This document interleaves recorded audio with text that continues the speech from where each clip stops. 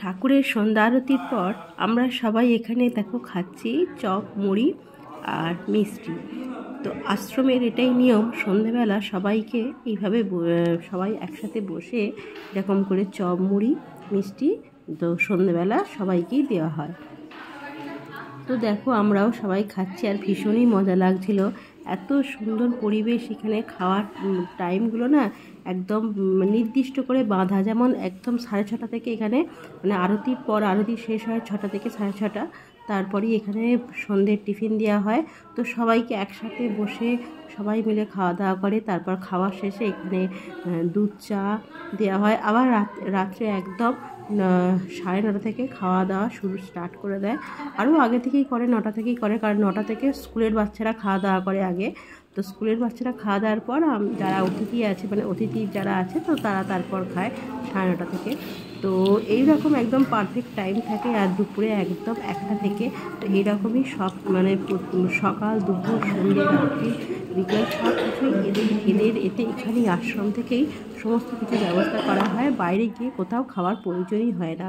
আর এখানে দেখো সবাই এখানে জুতো খুলে মানে এই খাবার ঘরটাতে যেই আসবে তো বাইরে জুতো খুলে রেখে আসতে হবে খালি পায়ে।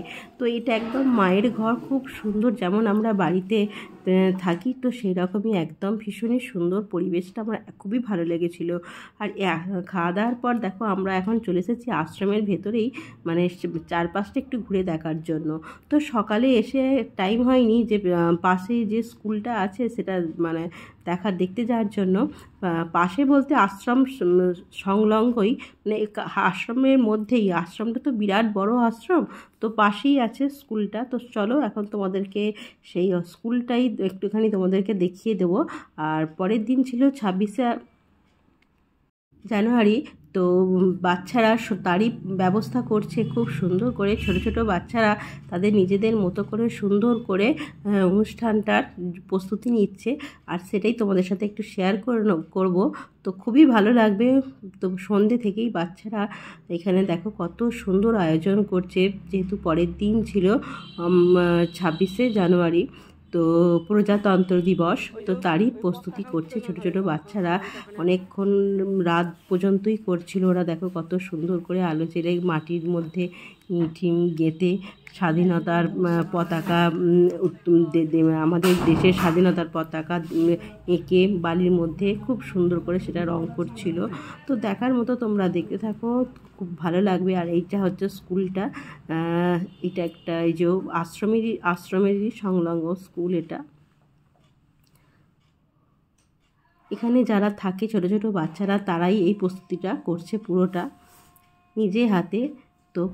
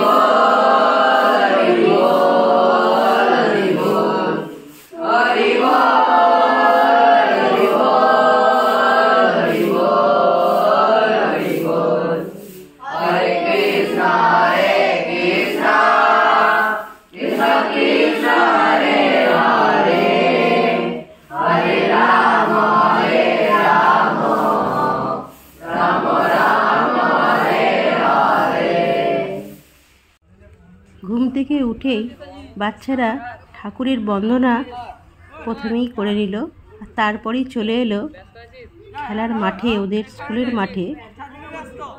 মাঠটাকে ভালো করে সুন্দর করে ওরা সাজাচ্ছে দেখো।